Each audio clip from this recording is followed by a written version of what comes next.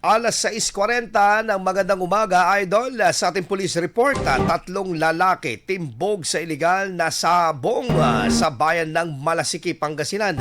Para sa detalye ng police report na yan, kasama natin Idol Joanna De Vera.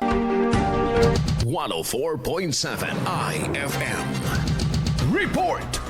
Arestado ang 3 lalaki matapos maaktuhan sa umano'y iligal na sabong o bularit sa isang bulubunduking bahagi ng bayan ng Malasiki nitong Sabado ng hapon, March 14, 2026. Kinilala ang mga sospek na nasa edad 59 at 67, kapwa residente ng Malasiki at nagtatrabaho bilang driver, at isang 33 anyos na residente naman ng Bayambang. Ayon sa ulat, nakatanggap ng impormasyon ang Malasiki Municipal Police Station mula sa isang concerned citizen hinggil sa isinasagawang iligal na sabong sa nasabing lugar. Agad na nagsagawa ng verifikasyon ng mga pulis na nagkumpirmang may ilang individual na nagsasagawa ng sabong at pustahan sa loob ng isang makeshift structure na may isang ruweda o sabungan. Dahil dito, nagsagawa ng operasyon ang mga pulis na nagresulta sa pagkakaaresto ng 3 sospek. Gayunman, nakatakas ang ilan pang kalahok nang maramdaman ang presensya ng mga operatiba. Nasamsam mula sa mga sospek ang 7 buhay na panabong na manok, 4 na patay na panabong na manok, 8 kulungan ng manok, notebook na naglalaman ng record ng mga sabong at pustahan, at perang pusta na nagkakahalaga ng 3,000 pesos. Dinala naman sa Malasiki Municipal Police Station ang mga sospek at ang mga nakumpiskang gamit para sa kaukulang dokumentasyon at pagsasampa ng kaso sa paglabag sa Presidential Decree 449 o Anti-Illegal Cockfighting Law. Kasama mula rito sa IFM Dagupan, ito si Idol Joanna De Vera,